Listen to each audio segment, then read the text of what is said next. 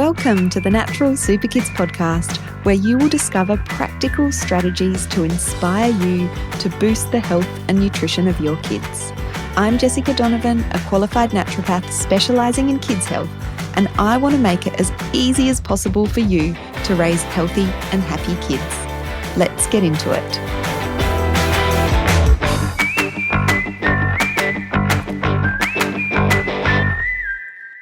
Hello. Welcome back to the Natural Super Kids podcast. Jessica Donovan here. And today in this podcast episode, I want to explore the question, could food elimination be making your child's eczema or allergies worse? Now, I am very aware this is controversial, but hear me out. Of course, there are certain times when you want to eliminate foods if your child's allergic to them, if they're triggering your child's eczema. But this episode will help you see, or my aim for this episode is to help you see food elimination in a different light. It is not the be-all, end-all approach to allergies or eczema. And so, I want to talk about some of the downsides and then, of course, where it's appropriate, but what else we can be doing on top of just eliminating trigger foods or foods that our children are allergic to. So if you've ever cut out the dairy, the gluten, the eggs, the tomatoes, and your child's eczema is still flaring, this is really common. And today I really want to talk about something that isn't often talked about, and that is that eliminating more and more and more foods doesn't always help. In fact, often it can make eczema and allergies worse. And we see this time and time again here at Natural Super Kids. In fact, a lot of people who will sort of seek out help have already been through, food elimination after food elimination, and they're feeling, I've had countless clients where they're feeling like, I don't even know what to feed my child anymore because they're becoming more and more reactive the more and more foods that I cut out of their diet. So it's not surprising that parents turn to food elimination as a first kind of port of call when it comes to eczema and allergies. And the reality is that, symptoms are often food related. There's so much information out there on social media or the internet in general on elimination diets. And of course, as a parent, you just want relief for your child. And some foods do cause reactions, so it feels logical to remove them. And in some cases, it's the right move. But food elimination works short term in a lot of cases, but long term, it can exacerbate the problem. And we're going to talk about why that is today. So if you've explored food elimination, or if you're on this journey of eliminating more and more foods from your child's diet, I'm excited that you're here listening today so that you can sort of hopefully see things in a different light. But I also want you to know that you've done nothing wrong, and it feels like the logical thing to do to remove foods that your child is reacting to. But the problem is that elimination diets don't address the underlying cause. So eczema and allergies are immune system issues. They're not food issues generally. The food is triggering a response, but the underlying issue is the immune system is dysregulated. And we've talked about this in the last couple of episodes. So this is actually part 3 of our Eczema and Allergies series. So if you missed last week's episode or the week before, you can go back and listen to those afterwards. And we talked a lot about immune dysregulation and that being sort of the core issue when it comes to eczema and allergies. So when we remove foods, it can reduce the trigger, but it's not doing anything to address the reactivity, how reactive our child's immune system is. So if the immune system is dysregulated, or if the gut barrier is compromised, which we talked again about last week, reactions will keep happening. And sometimes they happen to more and more different foods. So you'll remove one food and your child's symptoms will improve, but then it seems they suddenly become intolerant or reactive to a new food, and it can be really hard to navigate and it can become quite murky. So think of it like this. If your smoke alarm was continually going off, would you remove the battery so it stopped going off? Because that really is is a similar sort of approach to if you just remove the offending food. Or would you try and figure out why the alarm is going off in the first place? And that's really what we want to do. We want to be digging deeper to, approach and address that immune dysregulation that is causing the reactivity. So if we over-restrict food, it can actually make things worse. And this can happen in a few different ways. So first of all, elimination diets can reduce that all-important microbiome diversity. So when our kids are eating fewer types of foods, less variety, they're generally going to be getting less fiber or fewer fibers, which will have a negative impact on the gut microbiome. So it will lead to a less resilient gut and immune system and increased sensitivity over time. So when we're constantly removing foods from the diet, it's having a negative impact on our microbiome diversity. Restrictive diets can also be very stressful for families to, manage and to continue with. And stress can impact inflammation levels, can impact, how fussy and picky our kids are with certain foods. And so that can lead to sort of further issues down the track as well. And the other thing that can happen is nutrient deficiencies can creep in. So if you're restricting a lot of foods, you can be restricting the fiber intake. You can be affecting things like iron or zinc or omega-3s, calcium, vitamin D, protein. And so when these sorts of nutrients become low or reduced in a child, it can worsen immune reactivity. It can worsen skin barrier integrity, lead to more inflammation.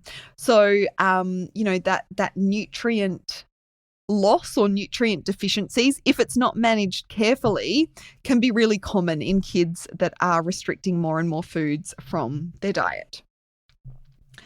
And lastly, the immune system doesn't learn how to tolerate things through avoidance.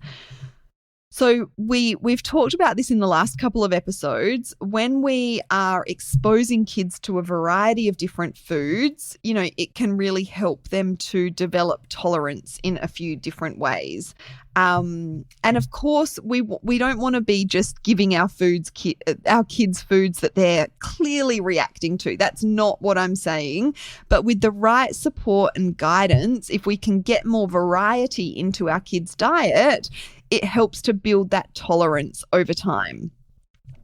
And so it's really important for parents to understand that removing offending foods, removing trigger foods, especially if there's sensitivities and intolerances. Obviously, if we've got full allergies, we do need to avoid those foods. But even, families that are experiencing, diagnosed allergies sometimes restrict more than they need to. Yes, you might need to restrict that particular nut, for example, but, just because your child's allergic to peanuts, for example, it doesn't mean that they necessarily have to avoid all nuts. And of course, you want to talk to your allergist or your pediatrician or your health provider about what is safe and what is not safe for your child. But sometimes we lean more towards the, being careful. And I understand that because allergies are scary. But if we're limiting a variety in our kids' diet unnecessarily, then it can lead to more problems down the track. So, of course, there are times when elimination is appropriate. I'm not saying never eliminate foods. That's not what I'm saying at all. So for true IgE allergies that have been diagnosed through testing, whether that's skin prick testing or some other sort of testing, Avoidance is absolutely necessary for safety. We don't want to be giving our child a food that they have been, that they're allergic to, that they have an IgE allergic reaction to. That is just not safe. We also want to eliminate food, or elimination is appropriate when there are severe reactions and, we've been medically told to avoid certain foods. For non-IgE food sensitivities, so for more of those reactions that are food sensitivities and intolerances, short-term elimination still might be helpful, but only when we couple that with a plan to heal the gut, regulate the immune system, and reintroduce foods down the track. So elimination without a reintroduction plan is where a lot of families get stuck. And, sometimes the advice is remove that food and then that's it. We're not given any sort of advice further down the track to let's come up with a plan to reintroduce that food into the diet, or that group of foods into the diet. So we do, want to make sure we talk through that with any healthcare providers that we are working with. So what do we do instead? As I said, yes, sometimes elimination of certain foods is appropriate and necessary. But what we can also do is, focus on this internal approach to improve that immune regulation. So I love to reframe things. What can we add into the diet, not just remove? Even if we do need to remove some things, what can we add in to, to nourish our child, to reduce inflammation, to support the gut microbiome, to provide those really important nutrients for immune function and immune balance. And so this is going to look different for different children, of course, depending on what their allergies are and what their particular issues are. But thinking about those foods, those low reactive foods that we can add in, that will nourish our children. And so, things like fish and seafood that are high in omega-3s can be beneficial, as long as there's not a fish allergy, of course, or a seafood allergy. Things like red meat that are high in iron and zinc, and other nutrients that are really supportive for the immune system can be really good to focus on as well. And then, of course, there's, a whole variety of foods that contain plant or a whole variety of plant foods that contain fiber that can really help to improve gut health in general and gut microbiome health in general as well. And we talked a bit about that in last week's episode. So including those foods that are beneficial to our child in different ways can be really helpful. And then also, how can we support the gut microbiome? This is key in kids with allergies and eczema. How can we increase the variety of fibers our kids are getting in? Again, we talked about this quite a bit in last week's episode.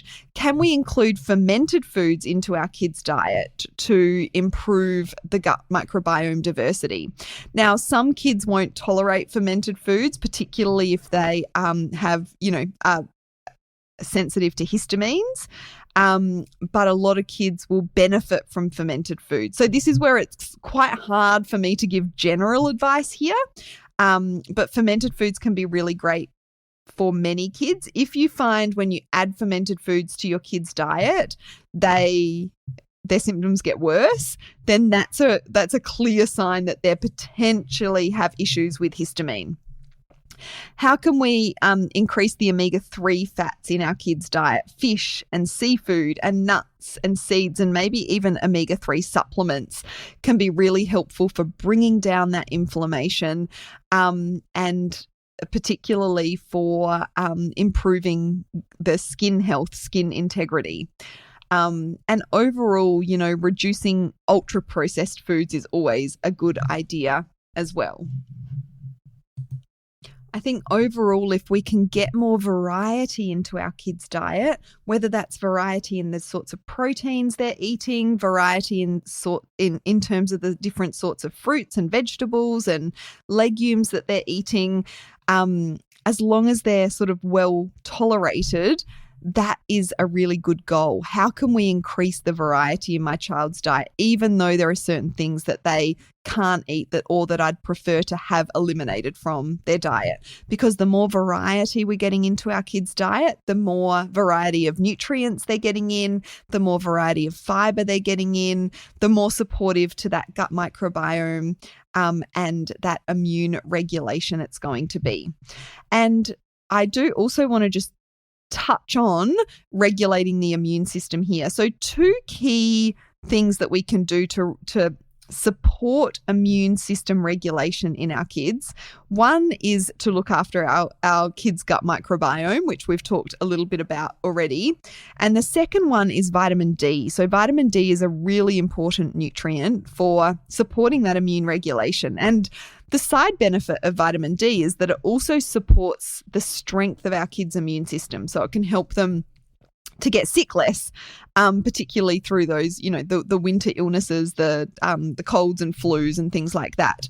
But as well as supporting the immune defenses, it also supports immune regulation. And lots of kids are deficient or low in vitamin D. So getting your child's vitamin D levels checked can be helpful.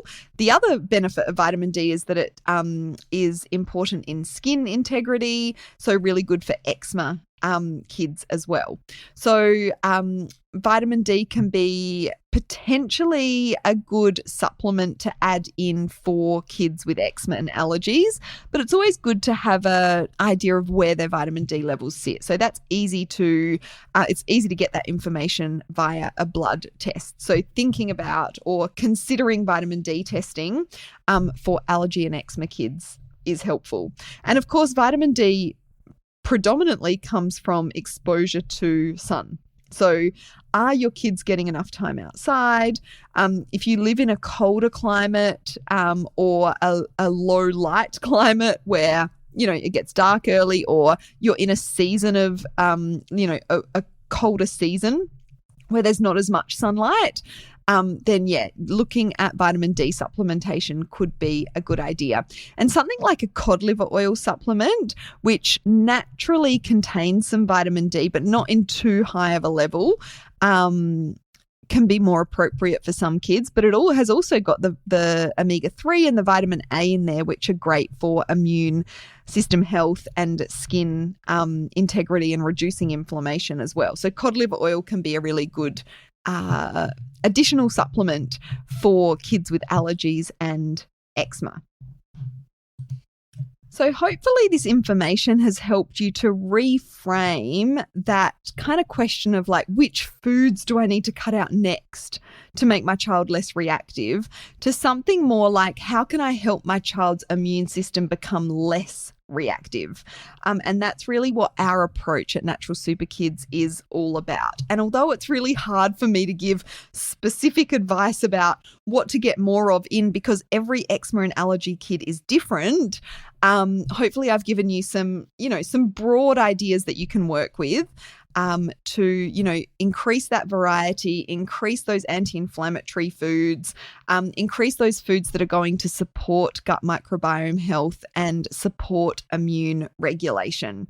Yes, it's still necessary sometimes to eliminate foods, but how can we add more of the good foods in rather than just focus on what we're taking out of our kids' diets? So hopefully this has been helpful. Reach out if you have any questions. You can email us at jessica@naturalsuperkids.com or reach out to us over on Instagram. We're going to be sharing some more information about eczema and allergies over on our Instagram. So come on over and follow us and get some really extra complimentary content to this podcast episode. Thanks for listening.